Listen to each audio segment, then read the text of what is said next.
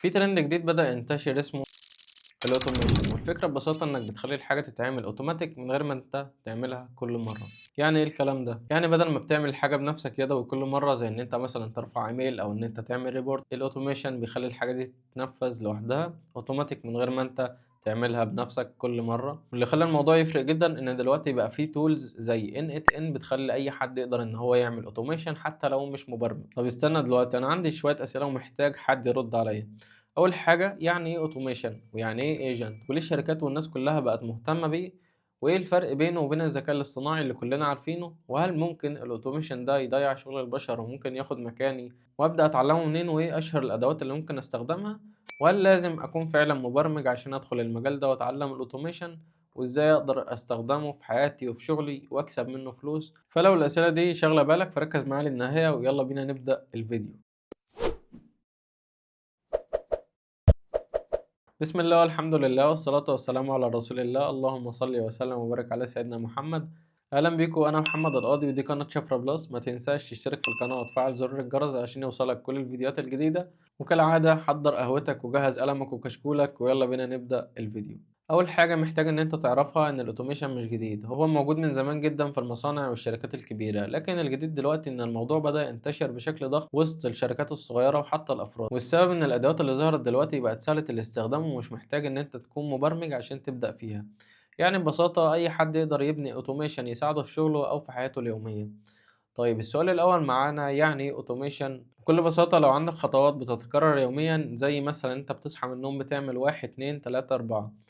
واحد اتنين تلاتة أربعة عبارة عن خطوات ثابتة أنت بتعملها كل يوم. يعني مثلا أنت راجل صاحب بيزنس، عندك ويب سايت بتبيع فيه كورسات، فأنت جهزت كورس جديد ومحتاج إن أنت تسوق له. فأول حاجة هتعملها إن أنت هتجهز البوست بتاع الكورس أو الإعلان اللي أنت هتنزله. بعد كده هتنزله على كل السوشيال ميديا، فيسبوك، انستجرام، لينكد إن، وتويتر.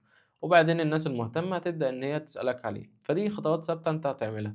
فيقدر الأوتوميشن يعمل كل الحاجات دي مكانك. يعني بمجرد ما تجهز الإعلان، السيستم بنفسه ينزلك على كل المنصات ويرد على الأسئلة الجاهزة، ويضيف المهتمين في شيت لوحده، ويضيف الناس اللي دفعت في شيت لوحده، ويبدأ إن هو يفتح الكورس للناس المهتمة. ويبدأ إن هو لو حد مثلا محتاج الكورس ولسه ما اشتراش، يقدر إن هو يعمله تخفيض بحيث إن هو يشتري. بص، من الآخر مش هيسيبه غير لما يشتري. وهو ده اللي بنسميه الأوتوميشن، إنك تخلي المهام المتكررة تتعمل لوحدها من غير ما تضيع وقت كل مرة. طيب أنا فهمت الأوتوميشن وألف شكر ليك يا قاضي. تعالى بقى فهمني يعني إيه ايجنت، وتعالى هاتها من البداية لأن أنا محتاج أركز على الحتة دي. أول حاجة، الأوتوميشن زي ما إحنا عرفنا إن هو روبوت بيكرر نفس الحاجة كل مرة من غير ما يفكر أو يتعلم. لكن الإيجنت نفسه أذكى بكتير. الإيجنت العقل اللي بيفكر كأنك بني آدم بتتعامل مع بني آدم، يقدر إن هو يفكر وياخد قرارات، ويقدر إن هو يحلل بيانات على حسب الحاجة اللي هو بيتعامل معاها. وكمان عنده ذاكرة، بيفتكر اللي حصل قبل كده ويتعلم منه. يعني مش بيبدأ من الصفر كل مرة زي الأوتوميشن. ويقدر إن هو يستخدم تولز تساعده زي الجيميل أو الجوجل شيت أو الواتساب أو النوشن، أو يقدر يستخدم حاجات كتير جدا على حسب التاسك المطلوب منه يقدر إن هو يعملها. طيب تعالى ناخد مثال على نفس الراجل اللي عنده موقع بيبيع فيه كورسات عشان نفهم الفرق بين الاتنين. في حالة الأوتوميشن، أول ما وصل له رسالة فيها جملة أنا مهتم بكورس البرمجة، السيستم بيرد تلقائي برسالة محفوظة: كورس البرمجة مدته كذا وسعره كذا، وتقدر إن أنت تسجل فيه من هنا. وبيرد رد سريع مفهوش أي فهم ولا أي تخصيص للسياق. لكن في حالة الagent، لو أنت بعت له نفس السؤال، أول حاجة بيقرأ الرسالة ويفهم المحتوى بتاعها. تاني حاجة بيبدأ إن هو يشوف في الذاكرة لو أنت مثلا اتكلمت قبل كده عن نفس الكورس أو كورس تاني، أو سألت على أي حاجة بخصوص الكورسات. مثلا هيقول لي أهلا يا قاضي، فاكر إن أنت كنت مهتم بكورس الويب ديفلوبمنت قبل كده. الكورس اللي أنت بتسأل عليه دلوقتي بيكمل على نفس المستوى وبيساعدك تطور مهاراتك. عايز أبعت لك جدول المحتوى دلوقتي، ولا أعمل لك خصم على الكورس، ولا أعمل لك خصم على الكورسين اللي أنت سألت عليهم قبل كده. وكمان لو أنت ما ردتش عليه هيبعت لك رسالة يقول لك إن أنت كنت سائل على الكورس ده. لو لسه محتار إن أنت تختار الكورس ده ولا الكورس ده، يقدر إن هو يقول لك تفاصيل الكورس ده وهيساعدك في إيه وده هيساعدك في إيه، ويقدر إن هو يبسط لك الدنيا في الآخر. ويقدر إن هو يساعدك بشكل كامل بحيث إن أنت تقدر تشوف الحاجة المناسبة ليك وهو بيعمل الحاجة المطلوبة منه. يعني مش هيسيبك غير لما تشتري. وكل الكلام ده بيتم اوتوماتيك. وده الفرق بين الاتنين. الاوتوميشن بيعمل المطلوب منه، بتبقى رسائل محفوظة هو بيرد عليها، لكن الايجنت بيتفاعل بذكاء، وده العقل اللي بيقدر يتكيف على حسب كل حالة، ويقدر ان هو يعامل احمد غير محمود غير محمد غير القاضي غير الناس دي كلها. ليه الشركات أو الناس بتستخدم الأوتوميشن؟ لأن في شغل كتير بيتكرر كل يوم وما بيحتاجش تفكير، يعني في مهام بتاخد وقت بتتعمل بنفس الشكل كل مرة، ممكن أي حد يعملها أو روبوت مش شرط إنسان. يعني حاجات روتينية بتتعمل زي إن أنت مثلا تدخل بيانات، زي إن أنت ترد على العملاء، يعني مثلا إن أنت تنشر بوستات على السوشيال ميديا تلقائية في مواعيد محددة، أو إن أنت تبعت إيميلات، أو إن أنت ترد على أسئلة متكررة زي السعر أو مواعيد الكورسات وحاجات من دي كتير. طيب إيه الفايدة؟ أول حاجة هتوفر وقت، يعني بدل ما الموظف يقعد يعمل نفس الخطوات كل يوم، لأ هو الروبوت يقدر يعمل الحاجات ديت من غير ما يوظف حد أصلا. رقم اتنين، تقليل الأخطاء. الإنسان ممكن ينسى أو يغلط، لكن السيستم مش بينسى ومش بيغلط. رقم تلاتة، توفير التكلفة. يعني بدل ما أوظّف ناس ويقول لي هات فلوس ومش عارف إيه، الautomation هيعملها هو من غير ما يقول لي هات فلوس آخر اليوم. رقم 4، زيادة الإنتاجية. الفريق هيركّز على الحاجات اللي فعلًا محتاجة تركيز، مش كل شوية بقى هنروح نعمل الحاجات اللي هي ما بتحتاجش تفكير والحاجات المتكررة. رقم 5، الاستمرارية. يعني الشغل مش هيُقف عشان الحاجات ديّة ما بتتعملش. إيه أشهر المجالات اللي بيدخل فيها الأوتوميشن؟ كل مجال بيكون فيه حاجة معينة لازم الأوتوميشن يتدخل فيها، لأن في حاجات بتبقى متكررة وبتاخد وقت ويقدر إن أي حد يعملها مش شرط إنسان أو روبوت.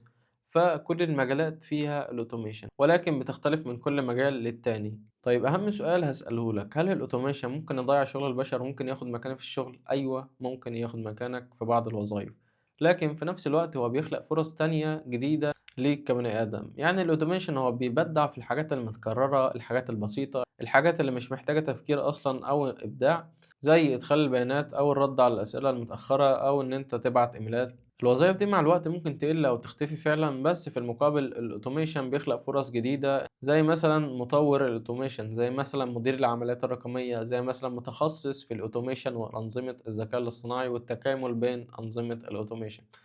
رقم 2، فرص لتطوير البشر نفسهم. لما الأوتوميشن يشيل المهام المملة، الناس تقدر تركز على الحاجات اللي محتاجة تفكير والحاجات اللي محتاجة إبداع أكتر.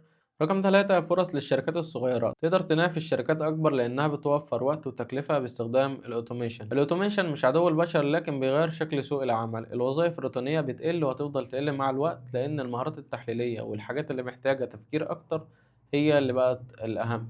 فاللي اتعلم الأوتوميشن دلوقتي هو اللي في أمان، ودايمًا خلّيك updated مع كل حاجة جديدة هتظهر، لأن في حاجات جديدة بتظهر وحاجات قديمة بتختفي، فلازم تكون updated عشان الحاجات دي ما تاخدش مكانك، وتقدر إن أنت تتعامل معاها زي إن أنت تتعلمها. لمّا تتعلمها تقدر إن أنت تشتغل بيها أو تخلّيها جزء من شغلك، أو إن هي تساعدك في أي حاجة تعملها. فما تسمعش كلام أي حد يقول لك ده مثلًا الذكاء الاصطناعي أو الأوتوميشن أو أي حاجة تاخد مكانك وأنت اقعد في البيت وما تشتغلش، لإن يعني مش بتعمل اللي البني آدم كله بيعمله، فمحتاج جزء تفكير برضه. طيب أبدأ أتعلمه منين؟ وإيه أشهر الأدوات اللي ممكن أستخدمها؟ وهل لازم أكون مبرمج عشان أدخل المجال ده؟ أول حاجة تبدأ تتعلمها منين دي محتاجة فيديو لوحده، لأن الكلام فيها هيبقى كبير. فلو مهتم بالأوتوميشن اكتب لي في الكومنتات وهنكمل السلسلة دي سوا. طيب أشهر الأدوات اللي ممكن تستخدمها هي n8n. طيب ممكن تكلمني أكتر عن n8n ودي بتعمل إيه وإيه مميزاتها؟ ال N8N هي أداة work flow automation أو integration platform open source أو مفتوحة المصدر، بتسمح لك إن أنت تربط بين مختلف الخدمات والتطبيقات وتخليها تتفاعل مع بعضها. يعني بدل ما كل تطبيق يشتغل لوحده زي نوشن أو جوجل شيت أو الجيميل، تقدر إن هو يبقى نظام واحد كامل جوه ال N8N، تقدر إن هما يشتغلوا مع بعض ويبقوا كنظام واحد. الجميل إنها مش مجرد اوتوميشن عادية، لكن هي بتديك تحكم كامل في البيانات وفي اللوجيك اللي بيحصل جوه كل خطوة. طيب طبيعة عملها بتشتغل إزاي؟ كل عملية في N8N بتكون عبارة عن نود، كل نود بتعمل حاجة معينة.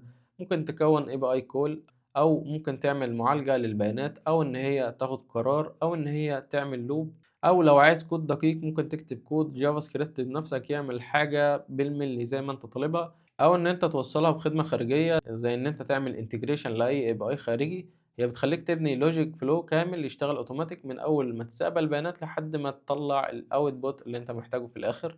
مميزاتها ان هي مفتوحة المصدر اوبن سورس، تقدر ان انت تثبتها على السيرفر الخاص بتاعك سيلف هوستد بالكامل، تعدل في الكود براحتك، وكمان تقدر ان انت تبني بلجن او ان انت تعمل النودز الخاصة بيك، وبالتالي عندك حرية وخصوصية كاملة، ففي أمان في البيانات، وكمان مش مقيدة بعدد بسيط من الخطوات أو الخدمات اللي أنت تقدر تعملها. تقدر إن أنت تبني work flows معقدة جدًا فيها عشرات الخطوات، فيها حاجات كتير، وفي نفس الوقت تقدر إن أنت تدخّل كود جافا سكريبت في أي مرحلة أنت محتاجها، وكمان فيها أكتر من 400 انتجريشن زي نوشن وديسكورد وتليجرام وجيت هاب وأوبن اي اي وتويتر وغيرها كتير. كمان تقدر تعمل انتجريشن لأي اي اي خارجي بنفسك لو مش موجود.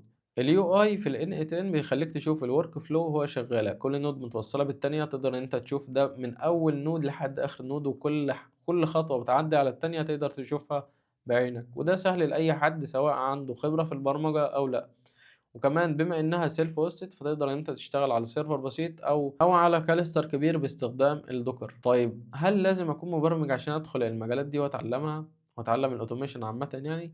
لأ، مش لازم تكون مبرمج أو تتعلم برمجة مخصوص عشان الأوتوميشن، لأن أغلبها بيعتمد على إنك بتسحب وتسيب الخطوات من غير كتابة كود خالص. كل اللي أنت محتاجه إنك تفهم اللوجيك بتاعها بيمشي إزاي وإيه الحاجة اللي بتحصل قبل إيه. طيب إزاي أقدر إن أنا أكسب منه فلوس؟ تقدر إن أنت تشتغل فريلانسر وتنفذ أنظمة أوتوماتيك للناس على حسب طلبات كل واحد. رقم 2، تقدم خدمات للشركات بدل ما يعملوا أوتوميشن من البداية خالص، لأ أنت تعمل لهم الخدمة دي وتاخد عليها فلوس.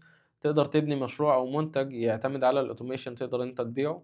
تقدر إن أنت تساعد صناع المحتوى في تنظيم شغلهم تلقائي، فده هيساعد صانع المحتوى جدًا لأن الشغل بيبقى عنده كتير جدًا ومحتاج تنظيم. كل ده مجرد ما تتقن الأوتوميشن وتتعلم الأوتوميشن هتقدر إن أنت تعمل الأنظمة دي وتقدر تبيعها، تقدر إن أنت تكسب منها. وبس كده أنا خلصت، دمتم في رعاية الله، والسلام عليكم ورحمة الله وبركاته.